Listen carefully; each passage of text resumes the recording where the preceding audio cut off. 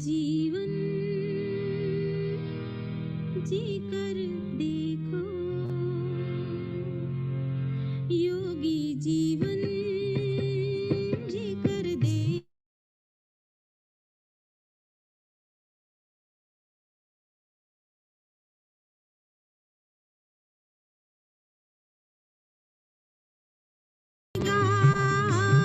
दिव्य दर्पण बन जाएगा, दिल से निकलेगा शिव बाबा, दिल से निकलेगा शिव बाबा।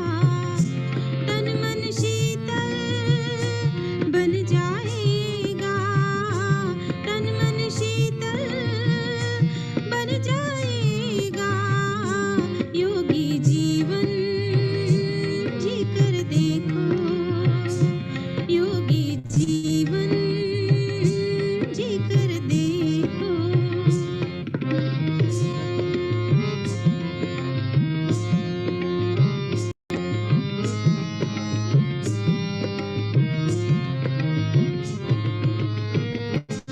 बुद्धि ईश्वर से जुड़ जाए, योग वही कहलाता है। बुद्धि ईश्वर से जुड़ जाए, योग वही कहलाता है। सुख हो या दुख दोनों में ही योगी सदा खुश रहता है। मन को ईश्वर में लगा दो, मन को ईश्वर में लगा दो। नया जीवन मिल जाएगा, नया जीवन मिल जाएगा। दिल से निकलेगा शिव बाबा, दिल से निकलेगा शिव बाबा। तन मन शीतल बन जाएगा, तन मन शीतल बन जाएगा। योगी जीवन जी कर देखो, योगी जीवन जी कर देखो।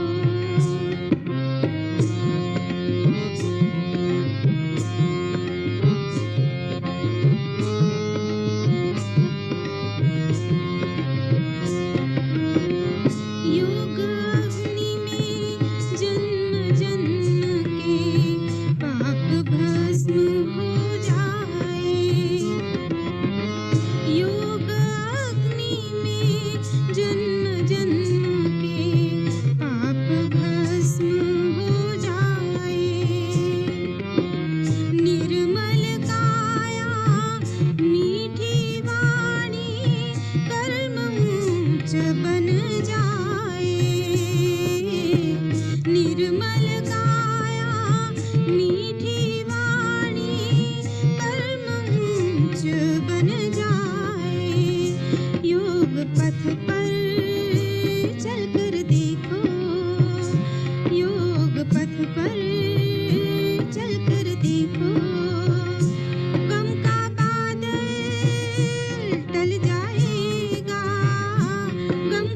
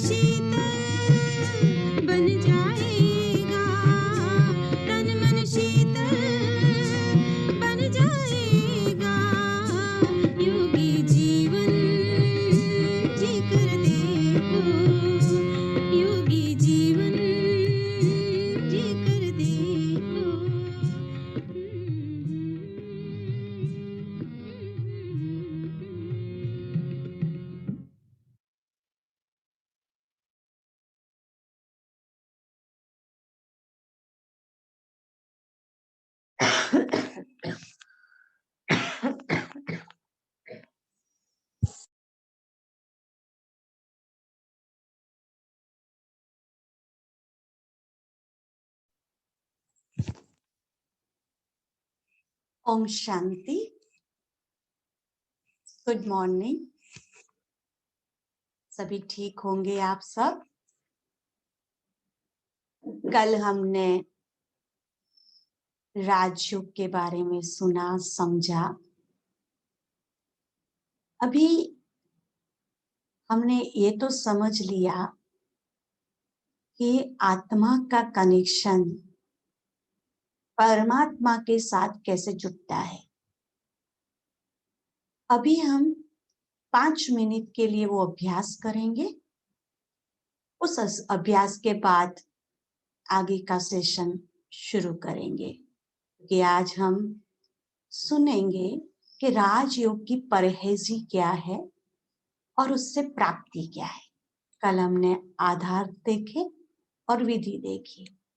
आज हम परहेजी देखेंगे और प्राप्ति देखेंगे, क्योंकि हमें राजयोग में डिप नहीं जाना है ना, बहुत सारी प्राप्ति करनी है। अभी आपने गीत भी सुना, योगी बनकर के जीवन देखो, जीवन कितना सुंदर बन जाता है, तन मन शीतल बन जाता है, कर्म भी हमारे श्रेष्ठ बन जाते हैं। राजयोग से क्या क्या फायदे है वो सारा ही सॉन्ग में सब कुछ बता दिया, जो आप सबने ध्यान से सुना भी हुआ होगा। अभी हम 5 मिनट वो अभ्यास करेंगे। शॉर्ट वाला ही है ये अभ्यास, ताकि आपको बार बार ये करने से अभ्यास हो जाएगा। फिर जो आप सबकी फरियाद है कि मन एकाग्र नहीं हो पा रहा है, जितना जितना अभ्यास करते जाएंगे आपका मन एकाग्र होने लगेगा। तो अभी हम मन को एकाग्र करें। 2 आंखों के बीच में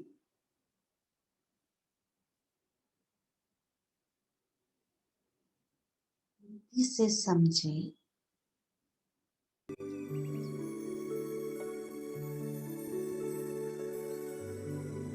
शरीर को चलाने वाली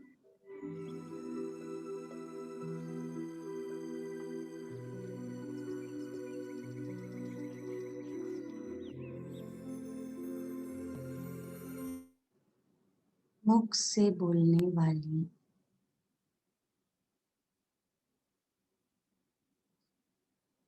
कानों से सुनने वाली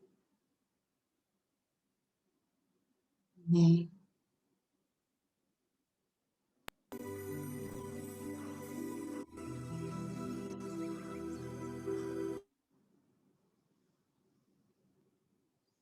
उस आत्मा को देखने का प्रयास कीजिए। बस बिंदु रूप ही हमें दिखाई दे। मैं प्रेम स्वरूप आत्मा हूँ।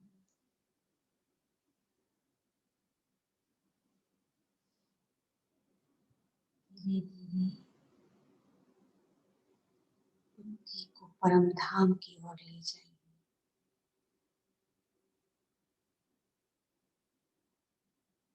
परम धाम के अंदर हमारे प्यारे नीचे प्रेम के सागर शिव बाबा को देखिए। शिव बाबा के अंदर से जो प्रेम की शक्तियां आ रही है,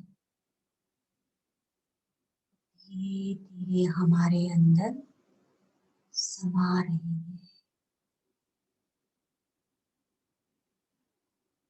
मैं आत्मा प्रेम स्वरूप बन रही हूँ।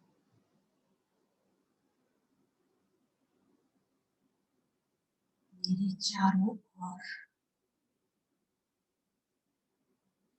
प्रेम के ही ऑरा है।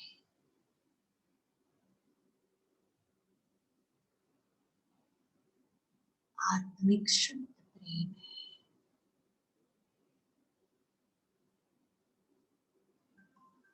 प्रेम स्वरूप से भरपूर होकर के शिव बाबा से भरपूर होकर हम वापिस इस बॉडी में आ रहे हैं। अभी हम आत्मा प्रेम में, परमात्मा प्रेम में मग्न होकर के परमात्मा की वाणी सुनेंगे, परमात्मा का ज्ञान सुनेंगे। ओम शांति। तो अभी हम कल का थोड़ा देख लेते हैं। कल हमने क्या क्या समझा, स्क्रीन पे देखते जाएंगे।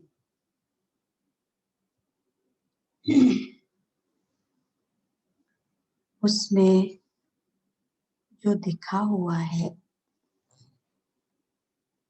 राजयोगा मेडिटेशन, राजयोग के बारे में हमने देखा कि राजयोग कैसे किया जाता है, उसकी विधि क्या है और उससे हमें सिद्धि क्या मिलती है। तो हम देखते जाते हैं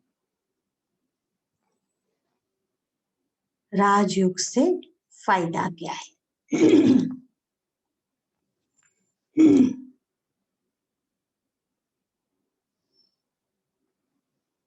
कल के चित्र को हम रिपीट करेंगे थोड़ा सा, ताकि आपको रिवाइज हो जाए कल हमने क्या क्या समझा था। कल हमने राजयोग के प्रकार समझे थे। योग के प्रकार क्या है? ज्ञान योग, मंत्र योग, हठ योग, भक्ति योग, कर्म योग, राजयोग। राजयोग सर्व योगों का राजा है, क्योंकि इस राजयोग में सब कुछ समाया हुआ है। इसमें सब कुछ आ जाता है। प्रेम योग भी आ जाता है, भक्ति योग भी आ जाता है, कर्म योग भी आ जाता है। फिर हमने राजयोग के आधार के बारे में समझा था।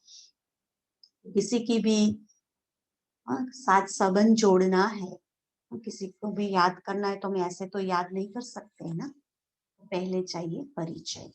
तो हमें भी परमात्मा का परिचय मिला, जिस तरह आपका और हमारा परिचय हुआ ऑनलाइन, ठीक उसी तरह परमात्मा का हमें परिचय मिला कि परमात्मा ज्योति बिंदु स्वरूप है, शिव बाबा नाम है, परम धाम निवासी है।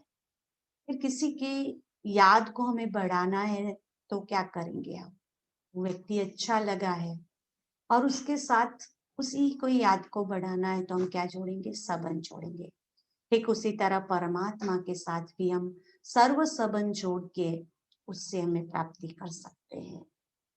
फिर उसी संबंध को आगे बढ़ाना है, याद को आगे बढ़ाना है तो क्या समझना पड़ेगा, क्या करना पड़ेगा? स्नेह। अभी आप समझेंगे कि व्यक्ति तो दिखाई देता है तो उससे स्नेह हो जाता है, प्यार हो जाता है, लेकिन परमात्मा तो निराकार है, तो कैसे उनसे प्रेम करें? तो उसकी एक सहज बात आज मैं बताती हूँ आपको कि जिस तरह एग्जाम्पल हम देखते हैं कि किसी की शादी करानी हो, किसी लड़की की लड़के के साथ, तो पहले क्या करते हैं? उस लड़की के सामने उस लड़के की महिमा करते हैं, और लड़के के सामने उस लड़की की महिमा करते हैं, और लड़की के सामने लड़के की महिमा करते हैं। उसकी सारी खूबियां बताते हैं। तो क्या करते हैं? ये खूबियां बताने से एक दो के लिए थोड़ा अट्रैक्शन बढ़ता है। अट्रैक्शन बढ़ने से वो धीरे धीरे उससे प्यार होता है। ठीक उसी तरह हम भी परमात्मा से प्रेम कैसे कर सकते हैं? आप सोच लीजिए कि मानो आपको जॉब चाहिए और जॉब के अंदर मैं आपको बताती हूँ, आपको जॉब चाहिए और जॉब के अंदर बहुत सारी क्यू लगी हुई है इंटरव्यू देने के लिए, बहुत सारी बड़ी लाइन है और इसमें आप लास्ट में खड़े हो और सभी आपके सामने सब टैलेंटेड लोग हैं। अभी जो मेन बॉस है, जो इंटरव्यू ले रहा है, उसने आपको कैमरे के माध्यम से कंप्यूटर में देखा है और आपको पहचानता है, तो आपका नाम अनाउंस करके सबको छोड़ के आपको पसंद करता है और आपको जॉब दे देता है। तो आपको कितनी खुशी होगी कि इतनी बड़ी लाइन में से मुझे पसंद किया, मुझे जॉब ऑफर किया, मैं कितना भाग्यशाली हूँ। मैं कितना किस्मतवान हूँ कि मुझे जॉब मिल गई इतने सारे लोगों में से। ठीक उसी तरह सारी दुनिया भगवान को ढूंढती है, लेकिन भगवान ने किसे ढूंढा? हम बच्चों को ढूंढा, आप सबको ढूंढा। आप बहुत भाग्यशाली हो कि भगवान ने आपको ढूंढकर पसंद किया है। तो ऐसी ऐसी बातें जब हम करते तो भगवान के साथ प्रेम जुट जाता है। अभी हम दूसरे चित्र के बारे में समझेंगे।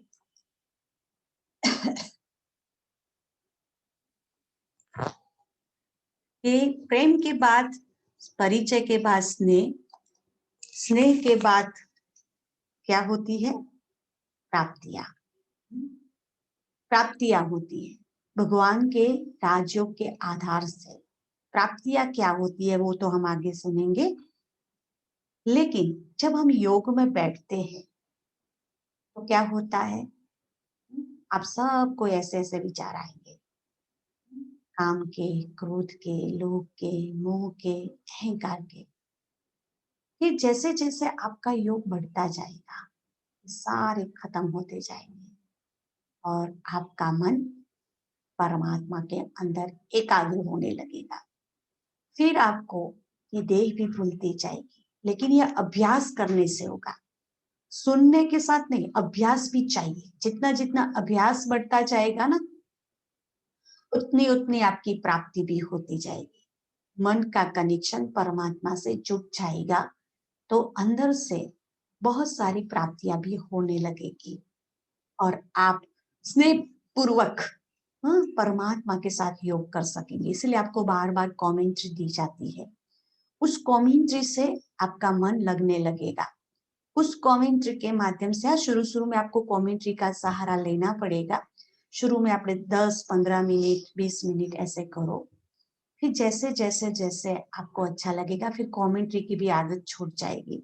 धीरे धीरे सब कुछ होता जाएगा। फिर कल हमने सुना था कि परमात्मा को याद करने का विधि क्या है। तो पहला हमने सुना था चिंतन, ज्ञान का चिंतन होना जरूरी है। दूसरी एकाग्रता, तीसरी अनुभूति, लेकिन उसकी परहेजी चाहिए। हाँ? कोई भी डॉक्टर के पास हम बीमारी को दूर करने के लिए दवाई तो लेते हैं, पर डॉक्टर दवाई के साथ क्या कहते हैं? परहेजी रखना जरूरी है, क्योंकि परहेजी रखेंगे तो ही उस दवाई की असर होगी। अगर हमें बोले कि मीठा नहीं खाना है, खट्टा नहीं खाना है, लेकिन वो खाना ही हम शुरू रखे और साथ में दवाई भी ले, तो दवाई का इतना इफेक्ट नहीं होगा। ठीक उसी तरह राजयोगी जीवन बनाने के लिए तन की, मन की स्वच्छता होना जरूरी है, क्योंकि ये जो नियम है, हाँ, कहा जाता है कायदे में ही फायदा समाया हुआ है। कंपलसरी नहीं है कि ये करना जरूरी, करो तो अच्छा है, नहीं करो तो कोई हर्जा नहीं है। आपको जो अच्छा लगे वो करो आप। पकड़ के नहीं रखने का है कोई भी बात। हाँ, पर इतना कहूंगी कि जितना हम कायदे के अनुसार चलेंगे उतना फायदा जरूर होगा। तो वो हम सुनेंगे। दूसरी बात, इस राजयोगी जीवन में पहले सुना हमने, पढ़ा ब्रह्मचर्य। पहले हमने जो देखा वो क्या देखा? ब्रह्मचर्य के बारे में देखा। हाँ, कि पवित्र मन और पवित्र तन की होना बहुत जरूरी है। उससे बहुत सारे फायदे फिजिकल भी होते हैं और वो भी होते हैं। दूसरी बात, अन्न शुद्धि। अन्न का प्रभाव मन पर।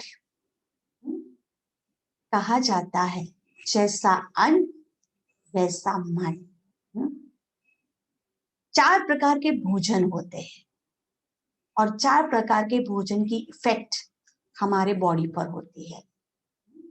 यहाँ हम मेजोरिटी ये कहते हैं नॉनवेज, प्याज लहसुन ये खाने से हमारी बुद्धि भ्रष्ट होती है।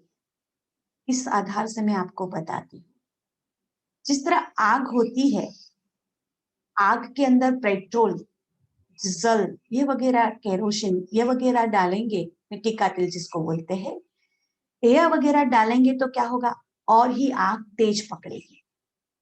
ठीक उसी तरह ये जो है तामसिक आहार, ये हमारे अंदर जो विकार पड़े हुए हैं, काम, क्रोध, लोभ, मोह, अहंकार, उसको उत्तेजना देते हैं।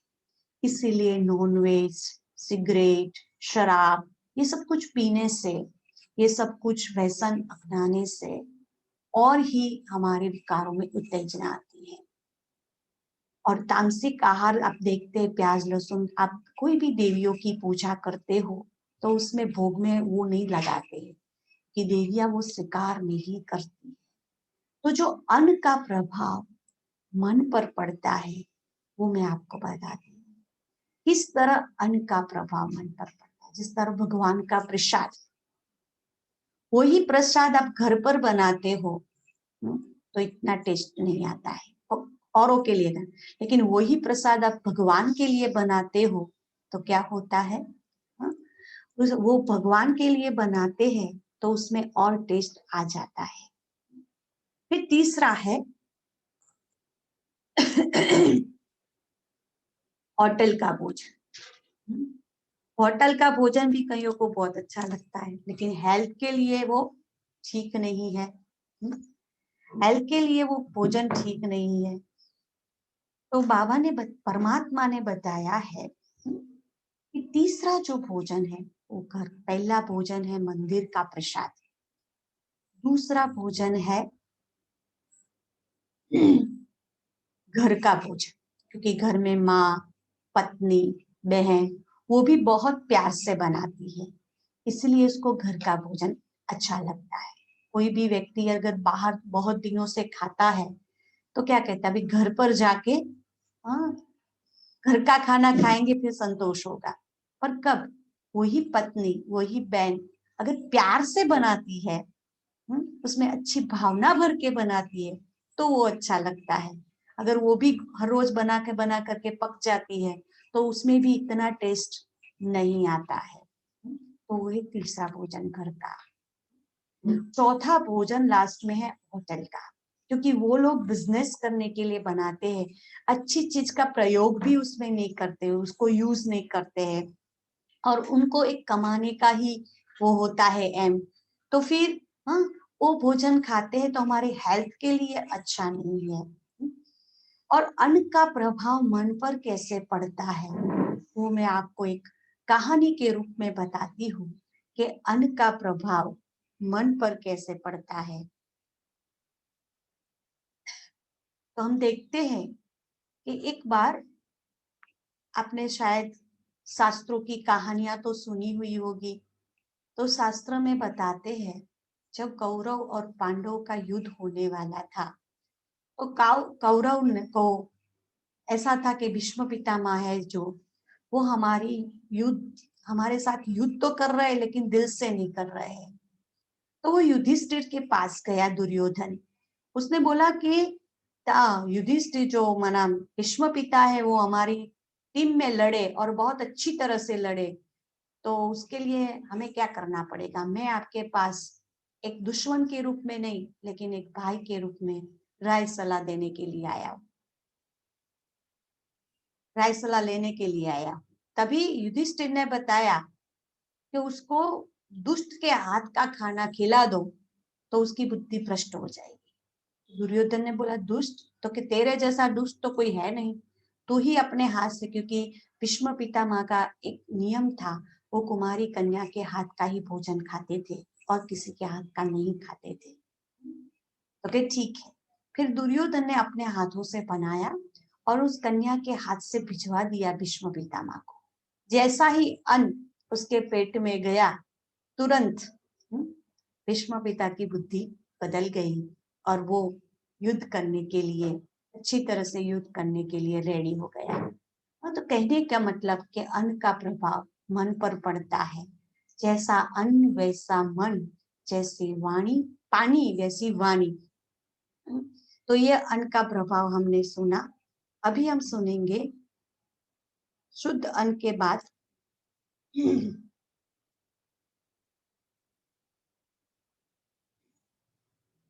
नित्य सत्संग।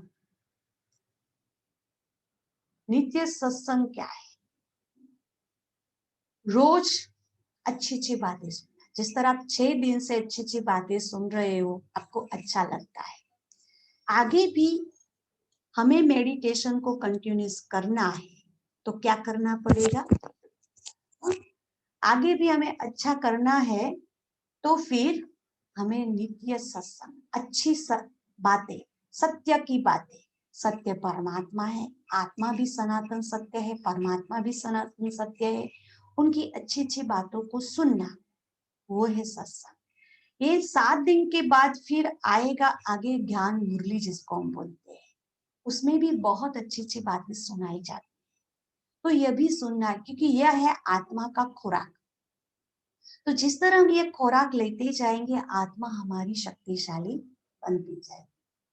फिर उससे क्या होगा? फायदा। क्या फायदा होता है?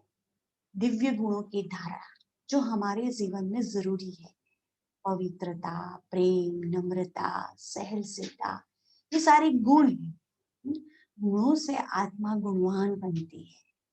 तो जैसे जैसे ये सारी बातें हमारी, ये सारी करीब परहेजी हम करते जाएंगे, हमारा मेडिटेशन अच्छा होता जाएगा। और जितना हमारा मेडिटेशन अच्छा होता जाएगा, उतने हमारे अंदर नम्रता, प्रेम, सहनशीलता, ये सब कुछ आते जाएंगे। अभी हम सुनेंगे उससे प्राप्ति। कल भी हमने सुनाया था कि हम प्राप्ति के बिना तो और कई जगह जाते नहीं हैं। क्या मिलता है हमें? मेडिटेशन तो करेंगे, लेकिन मेडिटेशन से हमें क्या मिलेगा? तो मेडिटेशन से हमारे जीवन के अंदर, जो हमारे बिजनेस में, हमारे सामाजिक व्यवहार में जिन शक्तियों की हमें जरूरत है, वो शक्तियां हमारे अंदर प्राप्त होती है।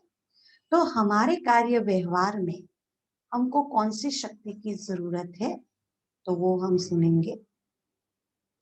आप लोग भी बता सकते हो कि हमारे कार्य व्यवहार में हमें कौन कौन सी शक्ति की जरूरत है। चाहे बिजनेस में हो, चाहे हमारे गृहस्थी जीवन में हो।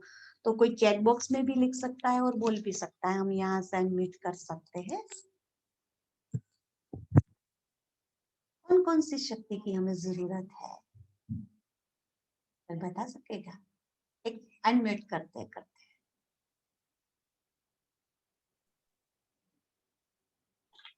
बोलिए।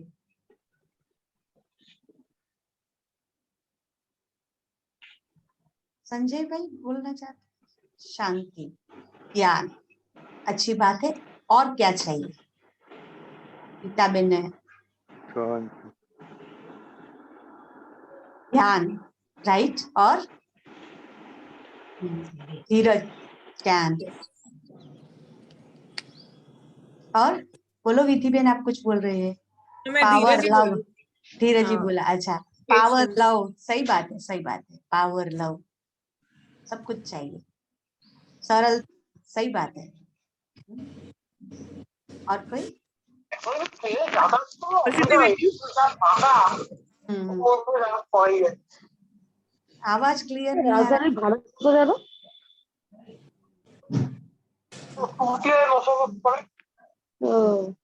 ठीक है, ভালোই খরচা আছে।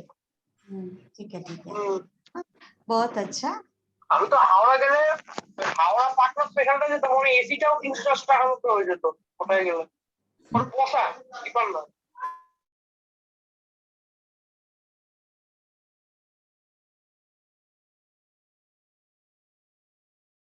अभी हम सुनेंगे कि राजयोग से सही में पॉजिटिव थिंकिंग वो भी है। अभी हम सुनेंगे राजयोग से क्या क्या प्राप्ति होती है। पहली है सहन करने की शक्ति। कई समझते हैं सहन करना कायरता है। वास्तव में सहन करना कायरता नहीं है, सहन करना महानता है। लेकिन कहाँ सहन करना है, कैसे सहन करना कहा जाता है, वो भी समझना जरूरी है। अन्याय को सहन करना, वो सहन करना नहीं कहेंगे। दब जाना, वो सहन करना नहीं कहेंगे। सहन शक्ति किसको कहते हैं? सहन शक्ति माना क्या? सहन शक्ति के लिए चाहिए खुद के अंदर परमात्मा के माध्यम से हमारे अंदर वो समझ शक्ति आती जाएगी और उस व्यक्ति के लिए हमारे अंदर पॉजिटिव थिंकिंग होगा। उसको सहन करना बोलेंगे। हमें पता है वो रॉन्ग है, फिर भी हम कुछ नहीं बोल रहे हैं क्योंकि वातावरण बिगड़ रहा है, संबंध बिगड़ रहे हैं, इसके कारण से हम चुप है।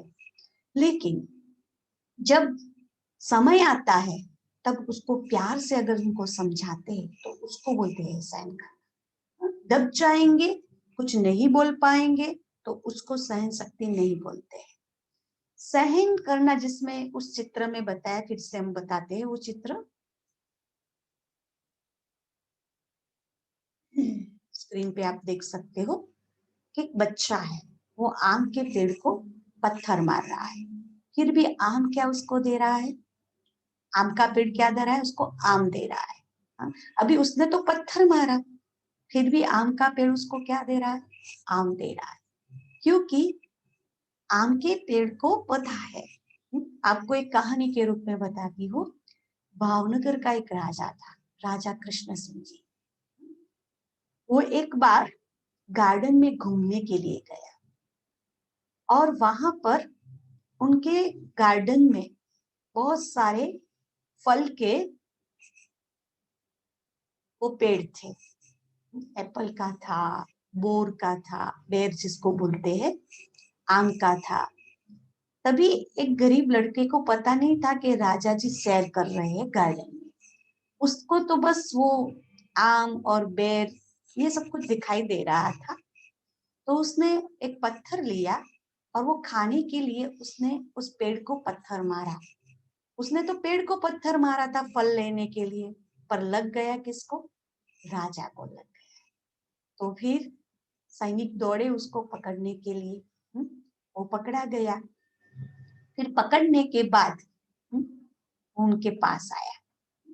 तो राजा ने उस लड़के को पूछा कि तुमने क्यों पत्थर मारा मेरे को?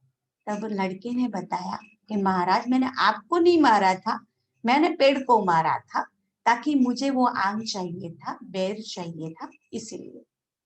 तो राजा को मन में संकल्प चला कि एक पेड़ उसको बेर दे सकता है, आम दे सकता है, मैं तो राजा हूँ, तो मैं राजा तो सब कुछ दे सकता हूँ। तो राजा ने बोला कि इसको कोई भी सजा नहीं दो, उसको ढेर सारे आम, उसको जो चाहिए वो आप भर भर के दो। तो ये क्या है? सहन करना। समझने के बाद राजा ने उसको सजा नहीं दी।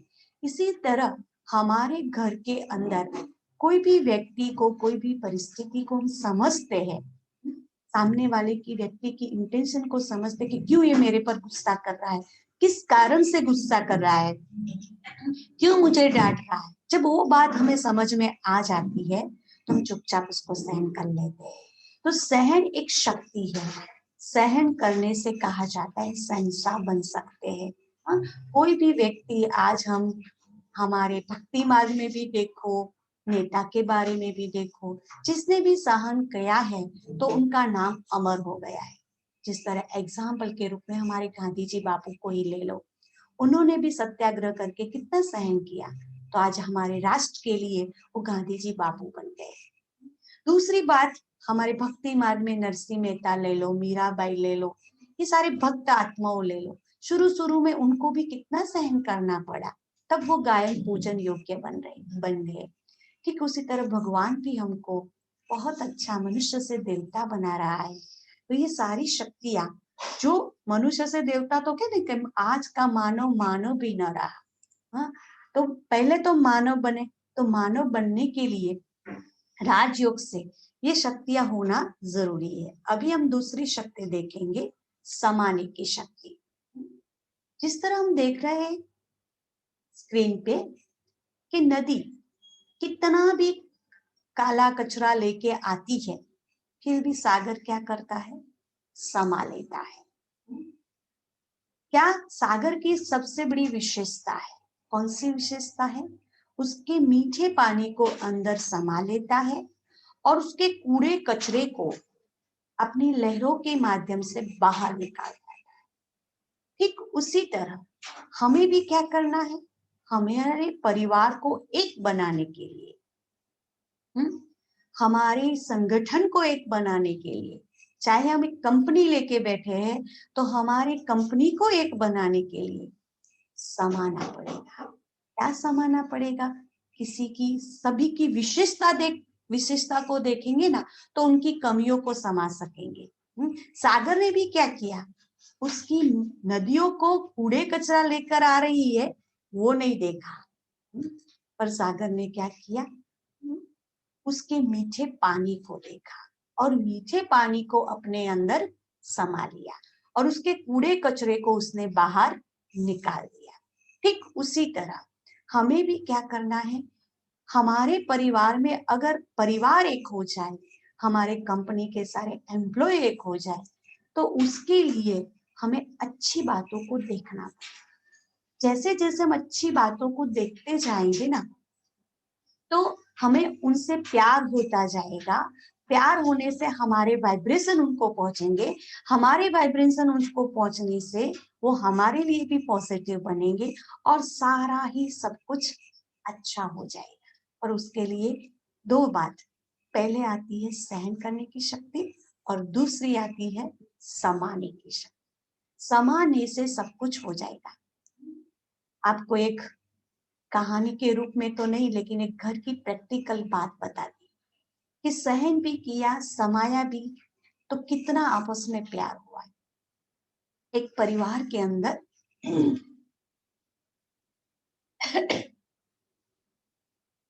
भाई भाभी, देवर था और देवर बहुत छोटा था। उसके सास ससुर ने शरीर छोड़ दिया था। उस भाभी और भाई ने फिक्स किया था जब तक देवर अपने आप बड़ा समझदार न हो जाए तब तक हम बच्चा पैदा नहीं करेंगे। तो एग्री हो गए, भाई भी एग्री हो गया उसके साथ, भाभी के साथ। दोनों की बहुत माना अच्छी बॉन्डिंग थी। तो उस देवर को उन्होंने बच्चे की तरह बड़ा किया, बच्चा समझ करके। देवर है उस भाव से नहीं, लेकिन यह हमारा बच्चा है उस भाव से। वो समझदार हो गया, फिर उन्होंने अपना बच्चा पैदा किया। फिर उसकी शादी की देवर की, पर देवरानी आई तो उसने देखा अपना देवर तो बस अपनी भाभी के पल्लू में पड़ा रहता है। उसकी भाभी उसको बहुत समझाती थी कि अभी तुम बड़ा हो गया है, तुम अपनी पत्नी पर ध्यान दे। ध्यान भी देता था, लेकिन उसको, देवरानी को बहुत जेलसी थी कि नहीं, हाँ ये मेरा पति है ना, अपनी भाभी के पल्लू में ही पड़ा रहता है। माना जेलसी तो होती है ना हर एक स्त्री को। तो फिर उसने अपनी जेलसी निकालने के लिए अपने पति को चढ़ाना शुरू किया। लेकिन देवर ने बचपन से देखा था कि मेरे लिए मेरे भाई भाभी ने कितना त्याग किया है, वो उसकी बातों में नहीं आता था, उल्टा उसको ही समझाता था। लेकिन घर में तो और माना झगड़े बढ़ने लगे अपने पति पत्नी के बीच में। भाभी ये सब कुछ देखती थी, तो भाभी ने धीरे धीरे करके, देवर कोई भी काम उनको सौंपता था ना तो बोला था, नहीं अभी तुम्हारी शादी हो गई है ना, तुम अपनी पत्नी के पास कराओ, मेरे पास नहीं आओ। फिर भी फिर उसकी देवरानी ने बहुत गुस्सा करती थी अपनी जेठानी के पास, छोटी छोटी बात में लड़ाई झगड़ा कर रही थी। लेकिन जेठानी बहुत समझदार, कभी उसके साथ लड़ाई नहीं करती थी। कोई बात उसको पसंद ना हो तो वो नहीं करती थी। तो वो देख रही कि मैं इतना झगड़ा कर रही हूँ, इतना वो कर रही हूँ, फिर भी मेरी जेठानी मेरे साथ लड़ती ही नहीं है। तो उसने गुस्से में आकर, उस टाइम चूल्हे में खाना बना रहे थे वो लोग, तो उसका छोटा बच्चा 5 साल का था। वो आया और उस समय उसकी माँ दूसरे कामों में बिजी थी। तो फिर उसने अपनी चाची को बोला कि चाची मुझे खाना खाना है, आप दे दो। वो तो बहुत गुस्से में थी, तो वो जलता हुआ लकड़ी था ना, वो 5 साल के बच्चे को दाम दे दिया, माना लगा दिया उसको। लड़का बहुत चिल्लाने लगा, रोने लगा, रोते रोते अपने माँ के पास आया और माँ को सारी कहानी सुनाई कि मैंने खाना मांगा और उसने दिया। वो जेठानी समझ गई कि मेरा गुस्सा मेरे बच्चे पर उतारा और वो बच्चे को ट्रीटमेंट कराने के लिए अस्पताल ले गई और बच्चे को पक्का कराया कि ये बात तुम जानोगे और मैं जानूंगी, तुम्हें नहीं अपने पापा को बतानी है और ना ही अपने चाचू को बतानी है। लेकिन बच्चा है ना, बच्चा तो इतना समा नहीं सकता है ना। तो फिर रात को जब अकेले बैठा था, उसके देवर को पता चला था, लेकिन उस देवर का भी अपने भतीजे के साथ बहुत प्यार था। बोला कि तुझको ऐसे कैसे हो गया? तो भाभी ने बोला कि वो ऐसे ही खेल रहा था तो लग गया। लेकिन जैसे ही उसकी माँ गई और तुरंत उस भतीजे ने बता दिया, चाचा चाची ने मेरे साथ ऐसा किया।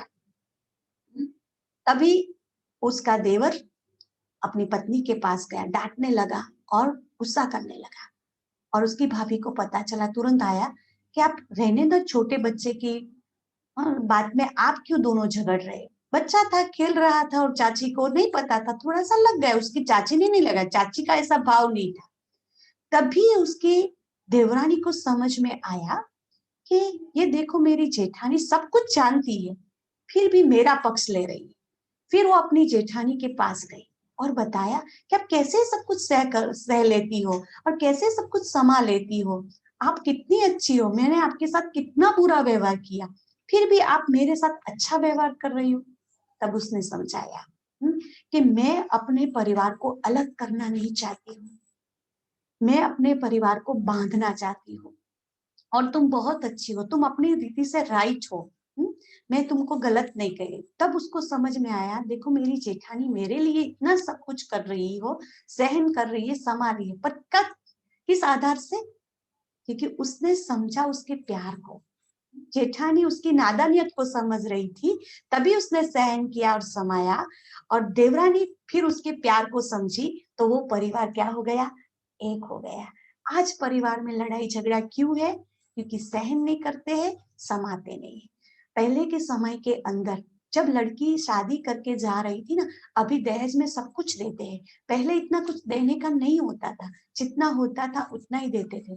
फिर भी माँ उसको बोलती थी अपनी बेटी को कान में, बेटा ससुराल जा रही हूँ, एक मेरी सीख को कायम याद रखना, और वो मेरी सीख है अपना पेट बड़ा रखना। पेट बड़ा रखना माना सब कुछ घर की बात घर में रखना, घर की बात किसी को कहना नहीं। तो वो क्या किया? समा लिया। जब समा लिया तो सब कुछ अच्छा हो गया। अभी हम तीसरी शक्ति को देखेंगे, परखने की शक्ति। जौहरी जो होता है वो हीरा को परख सकता है, परख सकता है तभी वो डिसीजन ले सकता है। परखने के सिवाय डिसीजन नहीं ले पाएगा। ठीक उसी तरह हमें भी व्यक्ति, परिस्थिति और समय को परखना जरूरी है, क्योंकि आज सब कुछ कंडीशन खराब हो रही है। जो अगर हम वो परख नहीं पाएंगे तो बहुत घोटाला हो जाएगा। वो भी एक आपको कहानी के रूप में बताती हूँ कि कैसे परखा जाता है। एक बार क्या हुआ, एक गांव में 3 संत आए थे और उन्होंने एक पेड़ के नीचे बैठे थे। तो एक स्त्री थी, उसको ऐसे साधु संतों को खिलाना बहुत अच्छा लगता था। तो उन्होंने उन साधु संतों को कहा कि आप यहाँ आए हुए तो आप मेरे घर आए और खाना खाए, आप सबको खिलाकर मैं पुण्य अपना जमा करना चाहती हूँ, यह मेरा अहो सौभाग्य होगा। तभी उन्होंने कहा, नहीं, हम तीनों तो नहीं आ सकते, आपको 3 में से एक को पसंद करना पड़ेगा। कि कौन कौन किसको हम बुलाए? तो क्या एक ने बोला मेरा नाम प्रेम है, एक ने बोला मेरा नाम शांति है, और एक ने बोला मेरा नाम समृद्धि है ना, पैसा है। अब स्त्री तो कंफ्यूज हो गई, मैं किसको बुलाऊं? तो वो जाकर अपने घर में बात की अपना बेटे से और अपने पति से। बेटे ने बोला पापा पैसा होना चाहिए, पैसे से सब कुछ होता है। पति ने बोला नहीं, शांति होनी चाहिए। घर में शांति होगी तो सब कुछ होगा। फिर वो स्त्री ने बोला कि नहीं नहीं, प्रेम चाहिए, हमारे बीच में कुछ प्रेम नहीं है, प्रेम होगा तो सब कुछ आएगा। तो सबने डिसाइड किया ठीक है चलो प्रेम को ही बुला लेते हैं। तो वो उन्हों के पास गए और बोला कि जो प्रेम नाम का सन्यासी है ना, वही हमारे घर आकर खाना खा सकते हैं। जैसे ही उन्होंने प्रेम को बुलाया, शांति भी आई और समृद्धि भी आई। बोला तीनों क्यों आए? क्योंकि जहां प्रेम है वहां हम है। अगर आपने समृद्धि को चुना हुआ होगा तो हम सब नहीं आते, अकेली शांति को चुना होगा तो भी हम नहीं आते, लेकिन प्रेम को चुना तो सब आए। क्यों? क्योंकि परखा, इसलिए परखने का भी जरूरी है। अभी हम देखेंगे परखने के बाद फिर आती है निर्णय करने की शक्ति। जिस तरह परखा कि किसको बुलाना है तब डिसीजन ले सके, अगर परखना ही नहीं आता तो डिसीजन कैसे ले सकते हैं? क्योंकि हमारे घर में ये सब की जरूरत होती है। अगर हम परिस्थिति को, व्यक्ति को क्या कहना चाहता है वो परखेंगे तो ही हम डिसीजन ले सकेंगे। डिसीजन तभी योग्य आएगा। फिर है सामना करने की शक्ति। हम सामना करना किसको बोलते हैं कि एक ने 2 शब्द बोले तो हमने 4 बोले, मैं कैसे चुप रह सकता हूं? नहीं, वो सामना नहीं। सामना करने की शक्ति क्या है? आप स्क्रीन पे देख रहे हो, एक दिया है, एक जेट बोली है। तो उसमें कहने का मतलब यह है कि आज हमारे घर में कुछ भी हो सकता है, तो हमें किसका सामना करना है? हमें सामना करना है परिस्थितियों का। मान लीजिए हमारे घर में 20 साल का हमारा लड़का है, एक ही लड़का है, और उसको तीसरी मंजिल से गिर गया, डेथ हो गई, तो उस परिस्थिति को कैसे सामना करें? मान लीजिए हमारा घर का अनन्य व्यक्ति है, बड़ा व्यक्ति है, जो उससे घर चलता है, उसको अटैक आ गया, उसने भी शरीर छोड़ दिया, कैसे संभालेंगे अपने आप को? किसी को कोविड हो गया, कैसे अपने आप को संभालेंगे, कैसे सामना करेंगे? लेकिन अभी हमको पता चला है यदि परिस्थिति हमारे सामने आई है तो उसका सामना कैसे किया जाए। अभी हमको ज्ञान मिला है कि शरीर एक नाशवंत है, आत्मा अजर अमर अविनाशी है।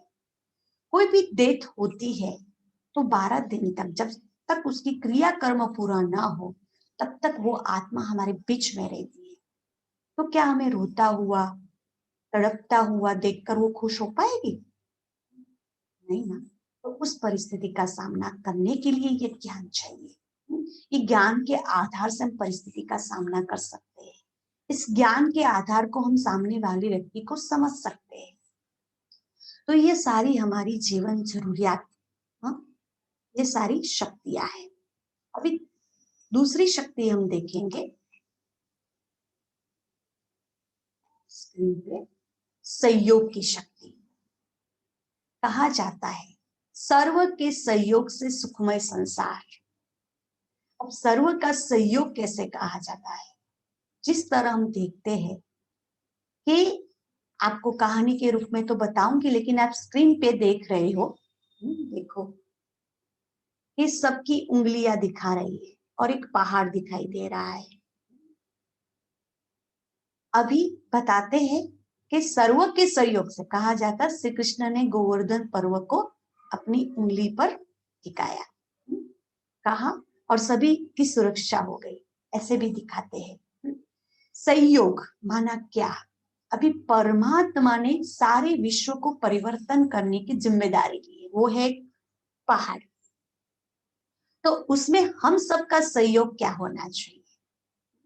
हमारे घर को परिवर्तन करना है, हमारे घर के लोगों को परिवर्तन करना है, हमारे घर को एकजुट में बांधना है, हमारी कंपनी को एकजुट में बांधना है, तो हमें क्या करना पड़ेगा? हमें एक दूसरे का सहयोग देना पड़ेगा। वो कैसे? जिस तरह मैं एग्जाम्पल, जिस तरह मैं से समझ लूं कि मुझे मेरे घर का आंगन ठीक रखना है, मुझे देखकर मेरे बाजू वाला भी ऐसा करेगा, मेरे बाजू वाला तीसरा बाजू वाला ऐसा करेगा, तो क्या होगा? सारा ही सोसाइटी जो है वो अच्छी सुंदर स्वच्छ हो जाएगी। जिस तरह भी कोरोना काल चल रहा है, सरकार ने तो कुछ ऐसा लॉकडाउन नहीं रखा है, लेकिन स्वयं ने हर एक सोसाइटी ने ऐसा सोच लिया कि हमारी सुरक्षा के लिए स्वयंभू लॉकडाउन रखना है। एक सोसाइटी को देखकर दूसरी सोसाइटी, दूसरी देश, ऐसे करके क्या हुआ? सभी ने लॉकडाउन अपने आप स्वयंभू कर दिया, और स्वयंभू लॉकडाउन करने से अभी कितने केस कम हो गए। तो यह क्या हुआ? सर्व के सहयोग से हुआ ना। उसी तरह हम ऐसा सोच लिए कि कोई बदले या न बदले वो मुझे नहीं देखना है, पर मुझे अच्छा लग रहा है, इसे मुझे बदलना है। हमको देख करके, हमारा परिवर्तन देख करके हमारे घर के लोग भी बदलेंगे, उनकी सोच भी चेंज होगी। अगर हो ना हो वो दूसरी बात, लेकिन वो कार्मिक अकाउंट भी हो सकता है, वो तो हम आगे के सेशन में सुनेंगे। लेकिन हमें अपने आप को चेंज करना है, वो हमें खुद की खुशी के लिए, खुद की शांति के लिए खुद को चेंज करना है, क्योंकि किसी एक से कुछ नहीं हो सकता है, सर्व के सहयोग से सब कुछ हो सकता है। मैं आपको छोटी सी कहानी के बारे में सुना दी। एक बार ये 5 उंगलियां थी, वो आपस में लड़ रही थी। ये कह रहा है मैं सबसे बड़ा, क्योंकि मेरे बिना सिग्नेचर नहीं हो सकती है, मेरी तो जरूरत होती ही है, इसलिए मैं ही सबसे बड़ा। ये कहती है नहीं, मैं सबसे बड़ी, क्योंकि मैं एक परमात्मा का परिचय सबको देती हूँ, ऐसा इशारा सबको दिखाते हैं ना, इसलिए मैं सबसे बड़ी। ये कहती है नहीं नहीं नहीं नहीं, मैं तो हुई बड़ी, इसलिए मैं सबसे बड़ी। ये कहती है मैं रिंग फेमस हूँ, और शुभ कार्य के लिए तिलक भी इससे किया जाता है, सारा शुभ कार्य का जो भी काम होता है वो इस उंगली से किया जाता है, इसलिए बोली कि मैं सबसे बड़ी। और ये कहती है मैं सबसे बड़ी, और मैं दिखने में छोटी हूँ लेकिन सबसे बड़ी हूँ, क्योंकि श्री कृष्ण ने मेरे आधार से सारे गोवर्धन पर्वत को उठाया। ये 5 ही उंगलियां आपस में लड़ रही थी। तभी वहां से एक संत पसार हुए, बोला क्यों आपस में लड़ रही हो आप सब? तो सभी ने अपनी अपनी बात सुनाई, संत समझ गए। संत ने बोला कि ठीक है, अभी आप 5 के बीच एक कंपटीशन होगी, उस कंपटीशन में जो जीत जाएगा वो बड़ा। तो कि ये बात ठीक है। तो 5 को कहा कि आज गांव में बड़ा फंक्शन है, उसमें प्रसाद बनाना है, उसमें मोतीचूर के लड्डू बनाने हैं, तो आप में से जो मोतीचूर का लड्डू बना पाएगा वो सबसे बड़ा। तो 5 ही गए, कोई एक भी लड्डू बना नहीं पाया। आखिर 5 ने समझा कि नहीं, हमें आपस में इकट्ठा होना पड़ेगा, तभी लड्डू बन पाएगा। फिर आपस में उनका प्यार हो गया, बोला कि एक दूसरे के बिना चल ही नहीं सकता है। ठीक उसी तरह घर में 5 लोग होते हैं, 5 के स्वभाव क्या होते हैं? अलग अलग होते हैं। अलग अलग होने के कारण लड़ाई झगड़ा होता है, लेकिन अगर उस घर को बांध के रखना है, परिवार को बांध के रखना है, तो क्या करना पड़ेगा? एक दूसरे के साथ समझौता करना पड़ेगा, वो भी प्यार से। प्यार से हम समझौता करेंगे तो ही ठीक हो पाएगा, वरना नहीं। तो यह है सहयोग करने की शक्ति।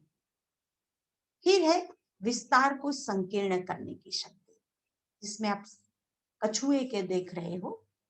कछुए की एक विशेषता होती है कि उसको जब जरूरत पड़ती है ना, तब ही अपनी सारी आर्गन्स को बाहर निकालता है।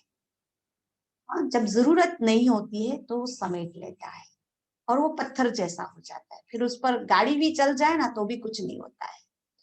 ठीक उसी तरह परमात्मा भी हमें क्या कहते हैं कि जितना हमें जरूरत हो उतना ही हम हमारी मन बुद्धि को इस दुनिया पर रखें, बाकी मन बुद्धि को जब फ्री हो जाओ, परमात्मा के पास एकाग्र कर दो, इस शरीर से डिटैच हो जाओ।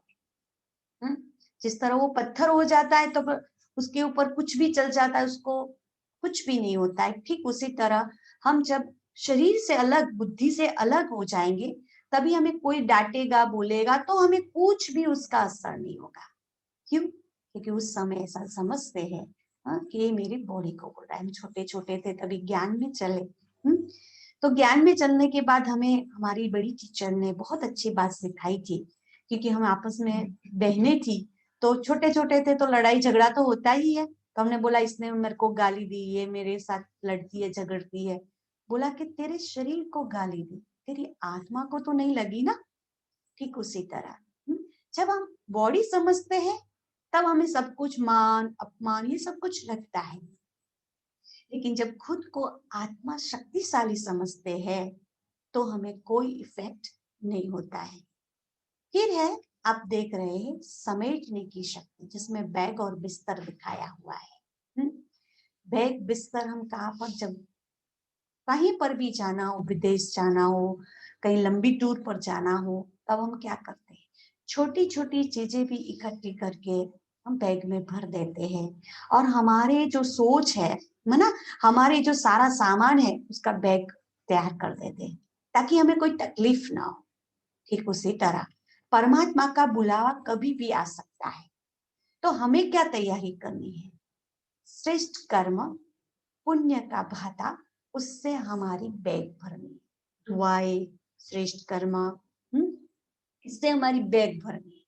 और जो हमारे कारोबार में, हमारे समाज व्यवहार में, हमारे संकल्प विकल्प जो वैर विखेर हो रहे हैं, तो उसको हमें वो करना है, समेट लेना है। तो ये सारी जो शक्तियां हैं परमात्मा को याद करने से हमारे अंदर आती जाती है।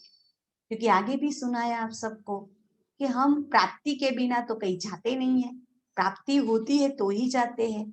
तो भगवान की याद से, राजयोग के अभ्यास से ये सारी प्राप्ति हो जाएगी। लेकिन आपको एक बात कह देती है कि सारा सब कुछ नहीं आएगा, ऐसे अभ्यास करने से आएगा। लेकिन आप बात एक समझ लो कि मुझे क्या अच्छा लगता है वो मुझे अपनाना है, मुझे दूसरी बातों में नहीं जाना है। जो आपको इसमें से अच्छा लग रहा है उसमें आप आगे बढ़ते जाओ, सुनते जाओ, समझते जाओ और पूरी श्रद्धा के साथ करते जाओ। एक दिन ऐसा आएगा आप बहुत अच्छे बन जाओगे। हाँ, आप सबको साक्षात, नहीं कहते कोई अच्छा व्यक्ति होता है, अच्छा स्वभाव होता है, नहीं कहता ये तो भगवान का बंदा है, ऐसे बोलते हैं नहीं, भगवान का बंदा है। और कभी जो स्त्री होती है वो अच्छे स्वभाव की होती है और सबके साथ अच्छा व्यवहार करती है, तो क्या बोलते हैं, तो साक्षात देवी है। तो देवी और भगवान का बंदा, भगवान का फरिश्ता, ये जो सारे टाइटल है ना, वो कब आएंगे, कि जब जब हम अपने मन को शांत करेंगे, अपने मन को समझेंगे, दूसरों को समझेंगे, दूसरी की खूबियों को देखेंगे, तो सब कुछ हमारे अंदर आता जाएगा। अभी हम क्या होमवर्क करेंगे, होमवर्क आज का हमारा कौन सा रहेगा, कल भी आपको हमको सिखाया था, क्योंकि हमें मेडिटेशन में परमात्मा के साथ रिलेशन बढ़ाना है। तो हमें पहले कल भी बताया था, फिर आज वही रिपीट करेंगे। और साथ ही साथ इस अष्ट शक्तियों में से जो शक्ति आपको अच्छी लगी, जिस तरह सहन करने की शक्ति, वो हम कल प्रैक्टिकल में देखेंगे कि कितना हम सहन कर सकते हैं। पर समझने के साथ साथ सहन करना है, दबाना दबना नहीं है। दबना वो एक पाप हो जाता है। जिस तरह हमारे गांधी जी बापू ऐसा कहते थे कि कोई एक गाल पर तमाचा लगाए तो दूसरा गाल धर देना है, पर परमात्मा उसको ना बोलते हैं। किसी ने एक गाल पर हमको तमाचा लगाया, उसी टाइम वो शांत हो जाए, तुरंत आप उनको बोला ये रॉन्ग है, ये पाप का खाता है, ये सहन नहीं करना है आपको। आप उनको समझा सकते हो, समझने के बाद भी अगर वो मारता है तो उसका पाप का खाता बनता है। लेकिन हमने समझ नहीं दी तो पाप हमारा बन जाता है, क्योंकि हमने सहा तभी उसने हिम्मत हुई ना उसकी। ठीक उसी तरह भगवान हमें यह बात सिखाता है कि कहाँ कैसे समझ करके वो करना है। हमें सामने वाले को समझना है और समझ करके फिर हमारी बात को रजुआत करनी है, कहना है और फिर सहन करना। ऐसे सहन नहीं करना है, ऐसे सहन करना तो उसको हम बढ़ावा देते हैं। तो उसको पाप करने का मजा आएगा। नहीं, आप रॉन्ग हो। हाँ, इसीलिए भगवान का यह बहुत अच्छा एक स्लोगन है, बात बताई जाती है, बालक सो मालिक। माना जब भी हमें अपनी सही बात कहनी है तो मालिक बन के दो, उस राय सलाह को अपने बड़ों को या अपने बॉस को दो, रजूआत करो अपनी जो दिल की बात है, जो आप समझ रहे हो। अगर नहीं मानने में आती है तब बालक बन जाओ, टेंशन नहीं करो, कह दिया ना। कभी भी आप कह सकते हो हमने तो आपको पहले भी बताया था पर आपने नहीं सुना, नहीं समझा, तो वो है सहन करना है। तो हमें प्रैक्टिकल ये बात करनी है कल, क्योंकि जितना हम प्रैक्टिकल करते जाएंगे, हाँ आपको पेपर आएंगे आपको सामना बोलेंगे, गुस्सा भी करेंगे, लेकिन आज हमें लक्ष्य रखना है कि आज हमें सहन करना ही है। तो आपको अभ्यास होगा, नहीं शिव बाबा आप मुझे सहन करने की शक्ति देंगे, समझ के साथ सहन करना है, ठीक है। और भगवान को, शिव बाबा को गुड मॉर्निंग बोलना है। हमारे सुबह की शुरुआत परमात्मा की गुड मॉर्निंग से हो, और रात को जब सोते हैं तो सारे सारे दिन का हालचाल उसको सुना के उसको गुड नाइट बोल के थैंक्स बोलना है। जरूर परमात्मा को शुक्रिया बोलो कि वो हमें खाना देता है, वो हमें सुलाता है, वो हमें जगाता है, तो उसको थैंक्स जरूर बोलना, ठीक है। अभी हम ये जो सारी शक्तियां अभी सुनी, तो अभी हमारे मन को एकाग्र करके वो सारी शक्तियां 5 मिनट के अंदर परमात्मा से लेंगे, हम भी मेडिटेशन करेंगे। सभी सुखासन में बैठ जाइए अगर बैठ पाते हो, ज्ञान मुद्रा में बैठना हो तो वो मुद्रा, और बाकी सभी जो ऐसे ही कारोबार करते करते सुनते हैं तो उनको रिक्वेस्ट है कि अभी सब कुछ छोड़ करके अपने मन चित को एकाग्र करने के लिए परमात्मा के सामने बैठ जाइए, ताकि परमात्मा से शक्ति 5 मिनट लेंगे तो हर्जा नहीं ना, आप सबको 5 मिनट लेंगे तो हर्जा नहीं ना, किसी को देरी नहीं होगी ना। अभी रेडी हो ना? ओके।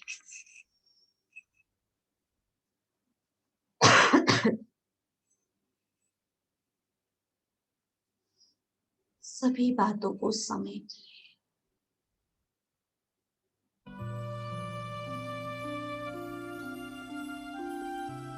सभी चिंताओं से मुक्त हो जाइए।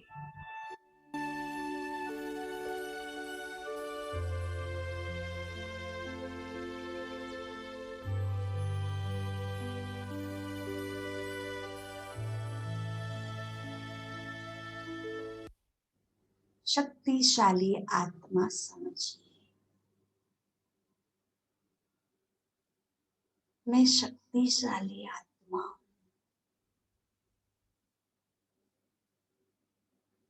अपना मन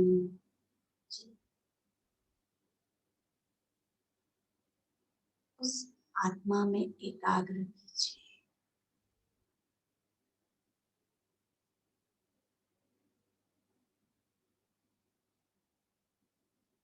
ये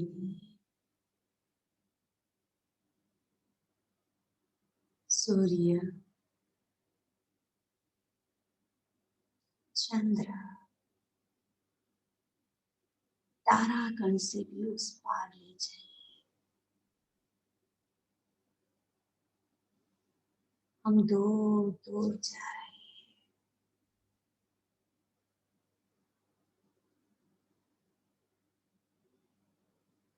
जहाँ हमारा घर है, शांति था।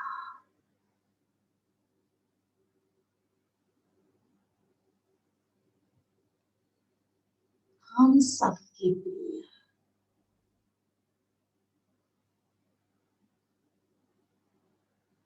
सर्वशक्तिमान शिव बाबा विराजमान है।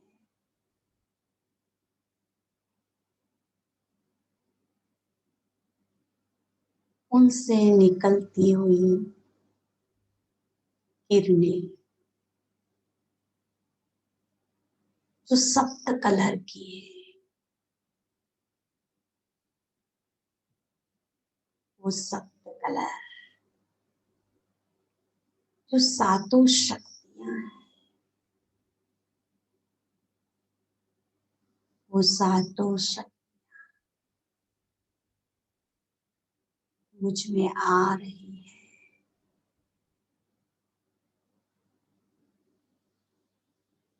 मैं आत्मा शक्तिशाली बनती जा रही है।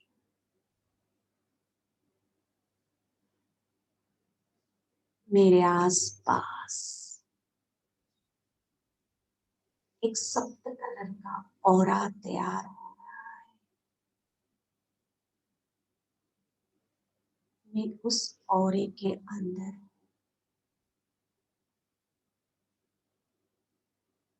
मेरे आसपास का वातावरण भी शक्तिशाली होता जा रहा है।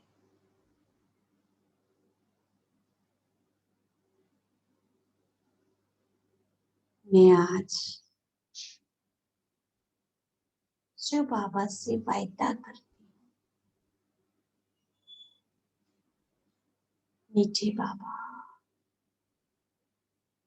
प्यारे बाबा, आप मेरे में सहन शक्ति से भरपूर कर दीजिए। आज मैं बहुत प्यार से सभी के साथ अच्छा व्यवहार करूंगी। कोई कुछ भी कहेगा, मैं उसको समझ करके पॉजिटिव रूप से सहन करूंगी। ये सोच से मेरे अंदर नई ऊर्जा उत्पन्न हो गई। मेरी आत्मा और ही शक्तिशाली बन गई। मेरे घर के सारे लोग बहुत अच्छे हैं। सभी मेरे साथ बहुत अच्छा व्यवहार कर रहे हैं। अगर कोई मेरे साथ बुरा व्यवहार कर रहा है तो वो अपने संस्कारों की वजह। बाकी मेरी आत्मा बहुत अच्छी है। इसी तरह हम सभी के साथ बहुत अच्छा व्यवहार करेंगे तो हमारे अंदर सहन शक्ति बढ़ती जाएगी। इसी सोच के साथ, इसी संकल्प के साथ मैं अपना दिन बहुत अच्छी तरह व्यतीत करूंगी। इस संकल्प के साथ मैं अपने कर्म क्षेत्र इस बॉडी में वापस आ रही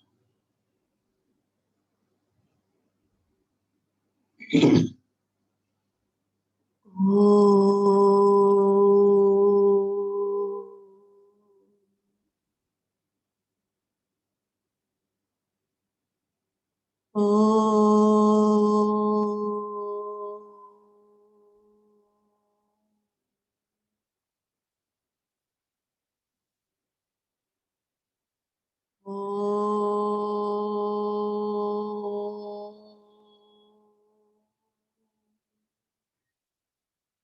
शांति शांति।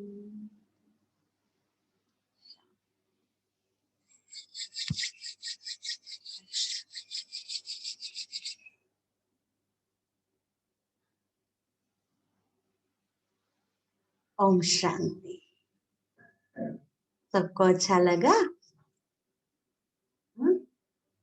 बहुत अच्छा। बाबा आपको और भी अच्छा अच्छा सिखाएंगे, आपके अंदर वो शक्ति भरेंगे जो आपने कभी सपने में भी नहीं सोचे होंगे, और इतने शक्तिशाली बन जाएंगे, आपका जीवन इतना सुंदर बन जाएगा कि सभी आपको देखकर ऐसा कहेंगे, ये तो फरिश्ता जा रहा है, ये तो बहुत भगवान का बंदा जा रहा है, ऐसे आपसे महसूस करेगा। और आपको भगवान बहुत सुंदर बनाएगा, आपकी आत्मा को सुंदर शक्तिशाली बनाएगा। पर जो हम अभ्यास करते जाएंगे ना, तो ये सब कुछ आप हमारे अंदर आता जाएगा। ठीक है, कल फिर मिलेंगे। ओम शांति।